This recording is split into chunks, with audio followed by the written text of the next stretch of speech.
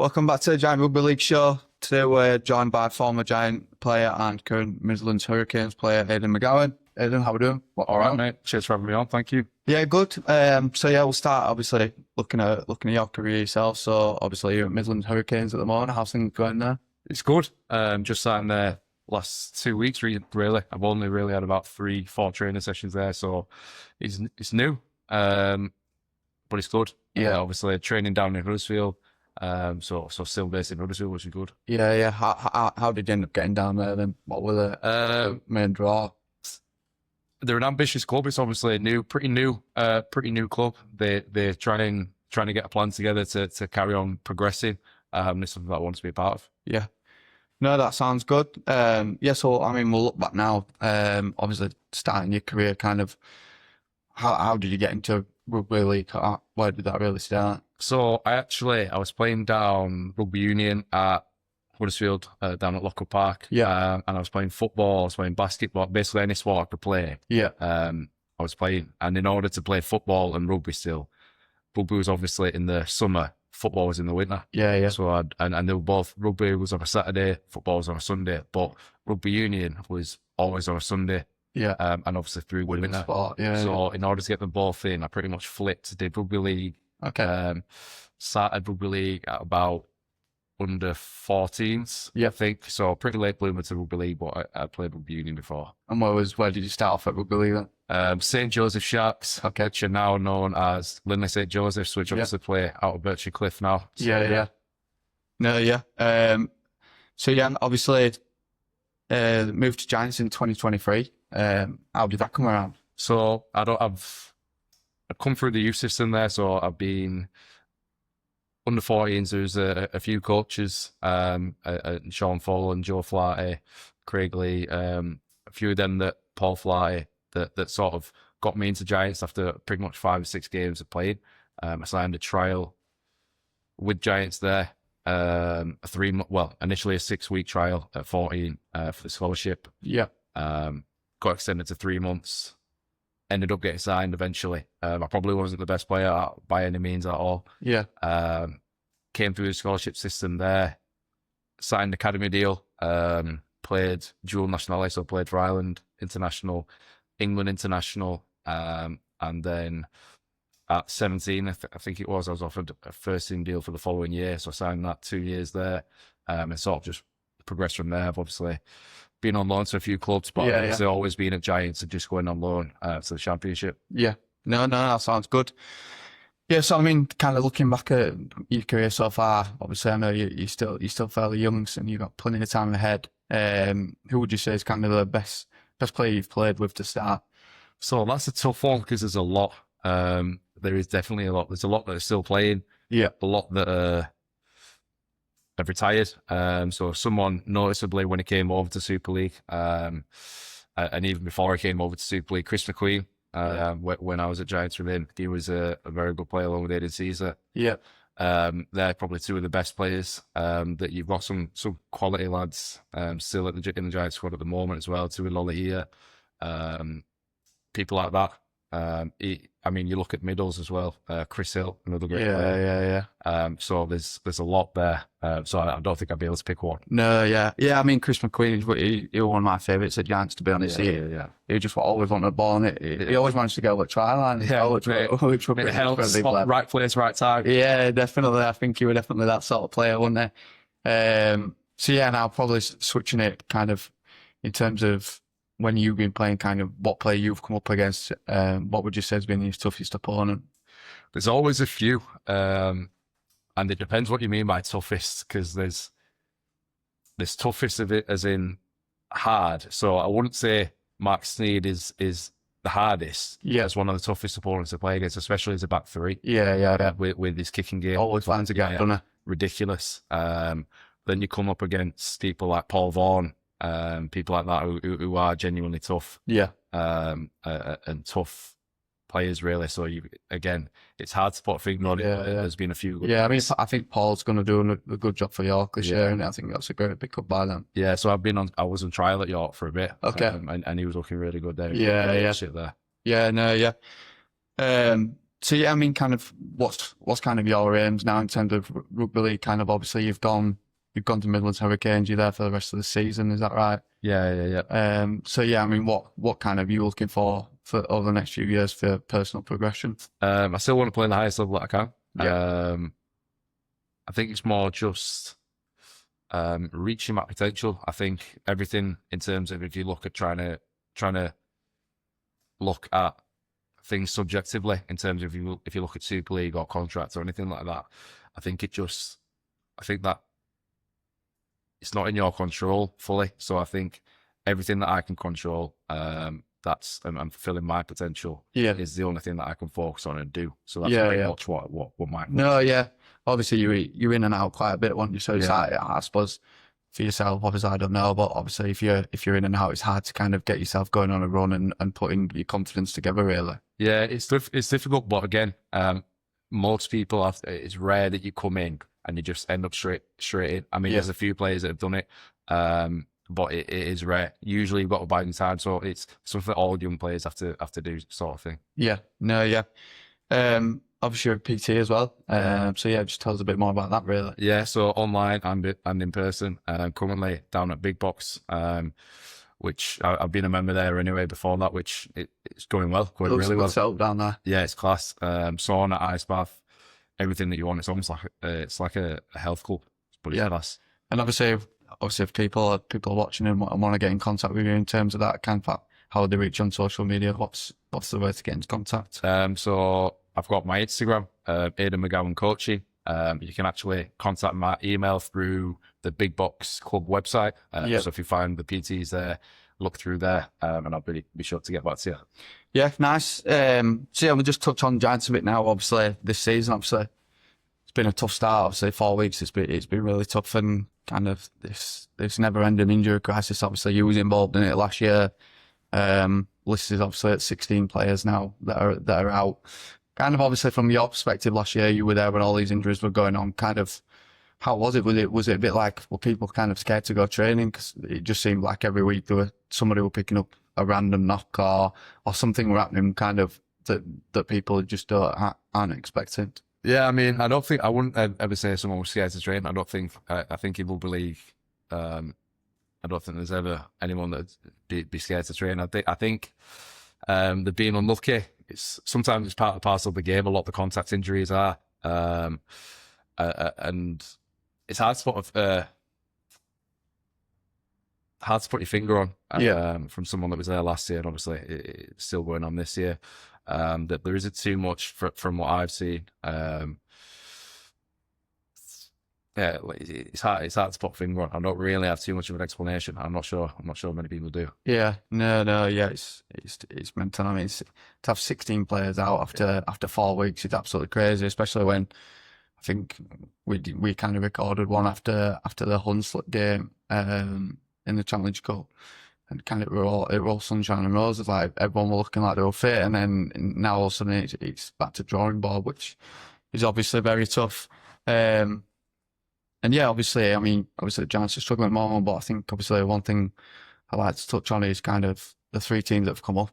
I think Toulouse, Bradford, York, I think they've really stepped up, haven't they? Yeah, definitely. Like I said, I was on trial at York for a bit. It didn't quite work out there. But York were looking good. They're obviously, they've got a full-time, like almost a squad of 40, 50 players because they're with Newcastle. Yeah. They've all trained together. All right, okay. So they've obviously got a massive squad. And that helps. It's almost like an NRL system in terms of the way that they've got the New South Wales Cup and the NRL squads that train together. So they've got a good setup there. I've obviously been at Bradford before as well, which again, really good setup, good people, both at York and Bradford. Yeah. And Toulouse again, they're doing really well. They've always been full time, so it's probably easier step up. An easier step up and an easier transition rather than step up, because they've not really. Bradford and York probably had to sign players in the last few years, bearing in mind that they want to go. Yeah. And bearing in mind the players, do they want to go full time? Do they want to stay part time? So it's honestly been it's a bit difficult, especially when you go. I've always said this.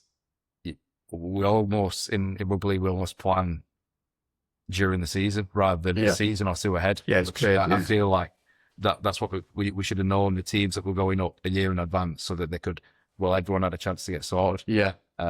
It's almost a similar argument to the £1 million game when, I mean, it literally was £1 million. People lose the livelihood and things like that. So, but yeah, they're definitely adapting well. Yeah, and obviously kind of yourself as well, being a player within that structure. If you're kind of playing in stuff like that £1 million game, it literally is your life on the line, isn't it? Mate, I can't imagine. Well, touch wood, I've never had to play anymore. But I can't imagine the nerves. You literally, your family is on the line pretty much. I've got kids. I don't have any kids, anything like that. So, but you literally, your livelihood is on the line. Yeah, and obviously, I mean, that's quite interesting. Actually, I didn't know that. And I bet many fans don't know that. Obviously, York and Newcastle are training together, which I quite like. I do quite like the idea of that, because I think, especially around like here, probably Huddersfield and Halifax probably don't benefit from each other as much as they could, in terms of obviously being based close together, training together, working together. It benefit Halifax in terms of you training with Super League players, and obviously Huddersfield when you're going through times like this when you are down on numbers and you've got a bigger kind of squad to train together. Not necessarily on the weekend you're picking from, but during training time, during the week, obviously you need those numbers, because especially for you guys, you don't just want to be hitting bags, do you? You want to be a bit on contact and train as if you're going to be playing in the game. Yeah, 100%. I mean, York they've done it really well in terms of their thing with Newcastle. Now the only thing with that is you've got to fund a squad of 50 players that are all full time. Yeah, that like everyone at Newcastle full time, everyone at York is full time. Right. Okay. Now Newcastle's it's almost seen as like a development team. Yeah. So a lot of younger players that come through, younger Aussies, younger English players that come through, with the scope to playing for York as well. And you can go in between as well with obviously the loan and they've scrapped dual reg now, haven't they? Yeah. So the loan would you can do them 1 week loans, can't you? A lot of clubs are doing that, especially like Salford at the moment, and obviously Halifax now they're back in. There's a lot of clubs where they're just sending players on loan. So yeah, that's quite interesting. So yeah, obviously we'll just kind of review the fixtures from round 4. Wakefield beating Hull FC. Obviously, Wakefield have been quite up and down the first few weeks, and I think Hull, I don't think they've understood that people are expecting. So yeah, what's your thoughts on that? Yeah, I mean, I think the two pretty basing it off of last year, which at this moment in time you've got to quite evenly matched teams. I think. Hull FC obviously losing Pricey, a main spine member. It always takes a hit. I know, touch wood, there's no more injuries, but I know there's been a few injuries to fullbacks throughout all the teams. Crazy, isn't it? Yeah, I think in the first 4 weeks, I think whoever Wigan seemed to play, the fullback seemed to get injured. I know, and Wigan, I think Bevan Freitas just 16 weeks.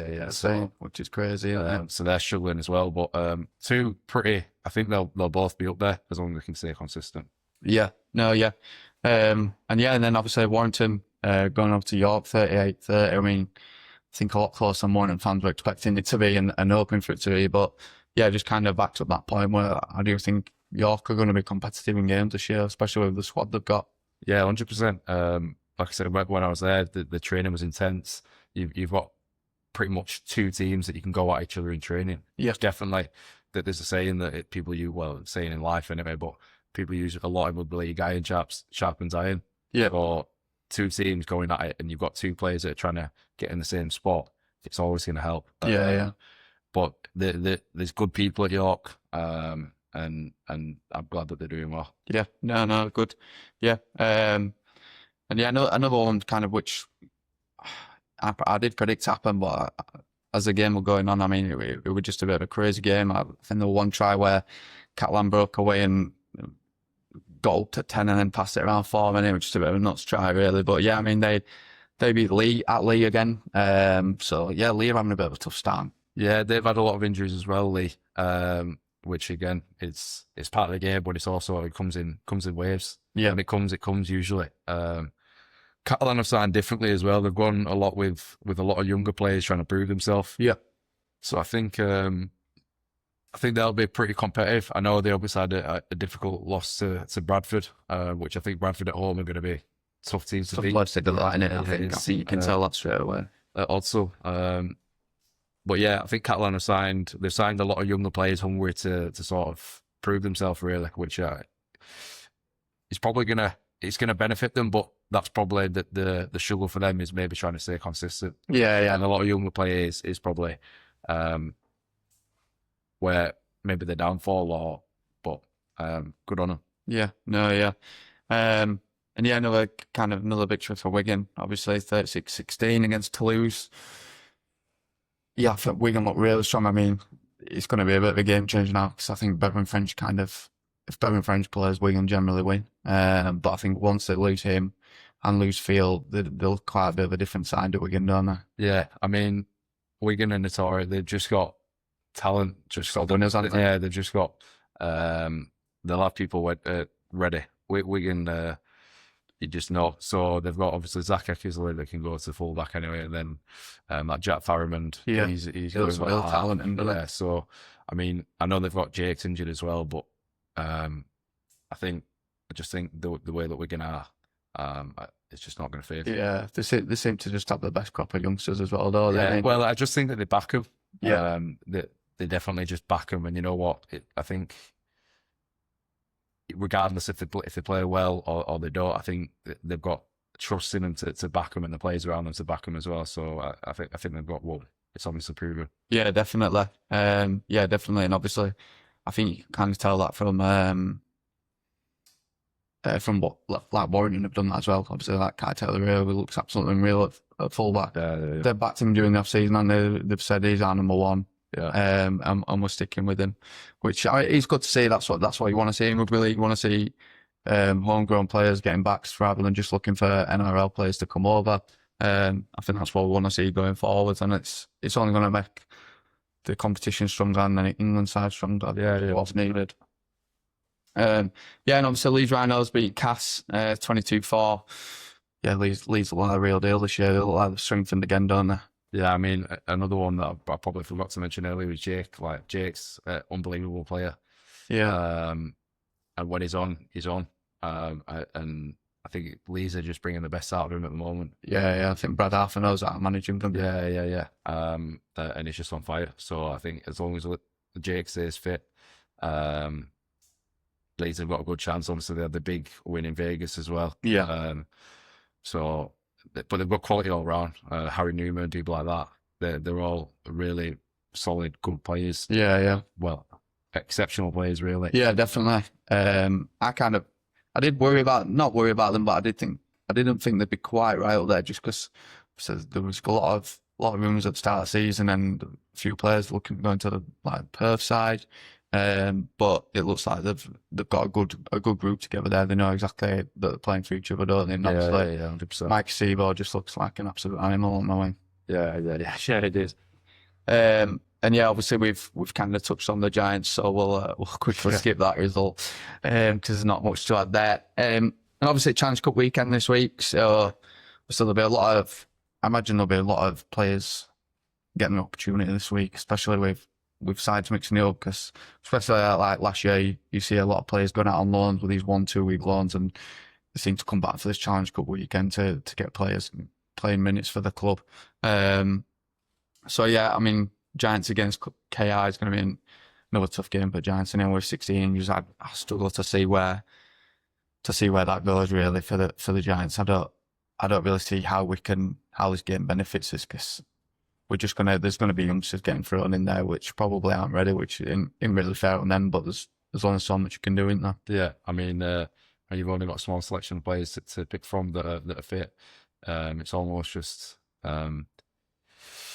play it to the youngsters as it's your opportunity. Yeah. So show everyone what you got. Yeah. And it's almost there'll be no expectation on Huddersfield, so it's almost like I wouldn't say a free hit out, but a chance to express yourself. Yeah, definitely. I mean, there's no one expected Giants to get anything from that fixture. So for a youngster, I suppose you've got nothing to lose there, have you? Yeah.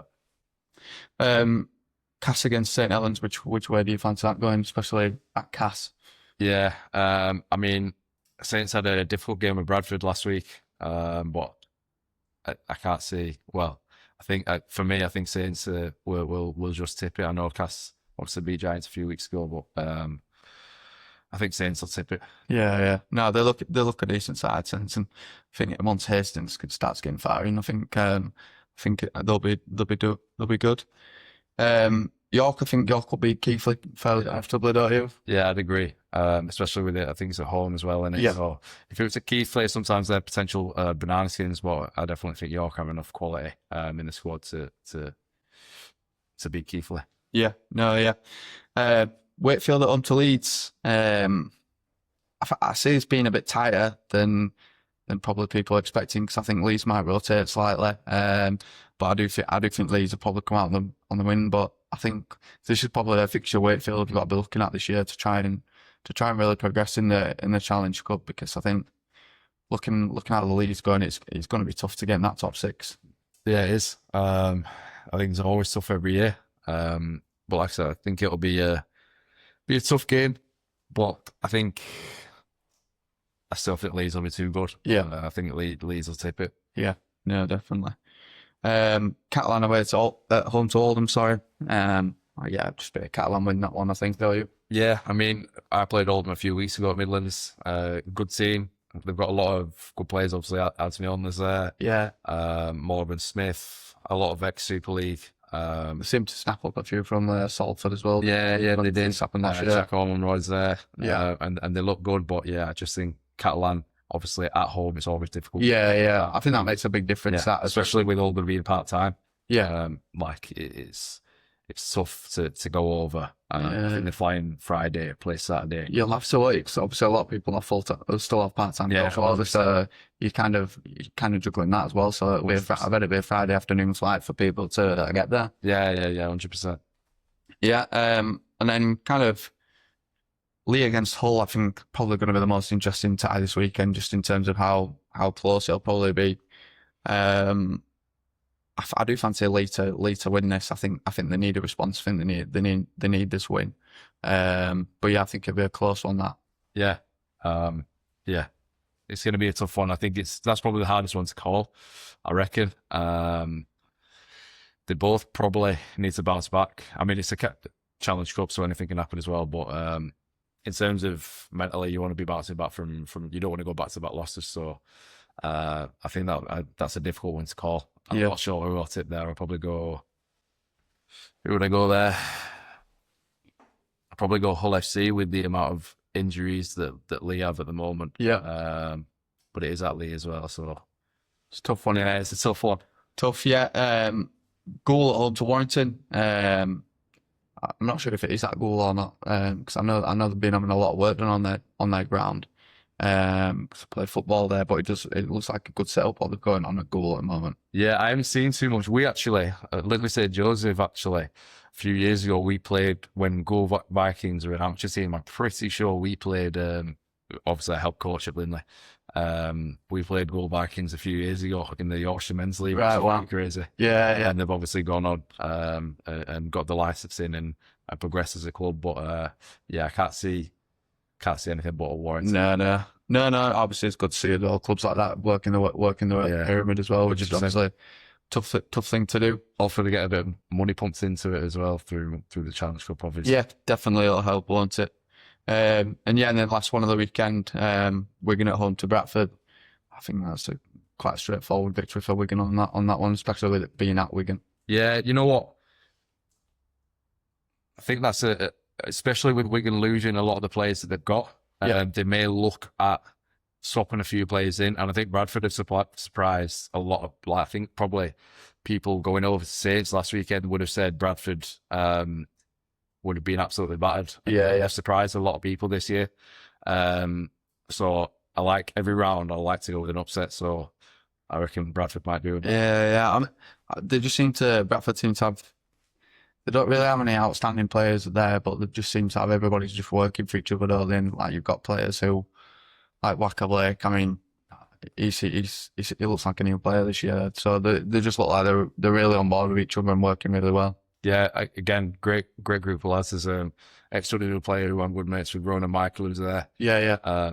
There's a lot. Well, I obviously know quite a few of them for being there a few years ago. They're all great lads buying into buying into each other, and they're going pretty well at the moment. So good luck to them. No, yeah. So that kind of rounds up the show. Obviously, thanks to Aidan for coming along. Don't forget to like and subscribe if you haven't already.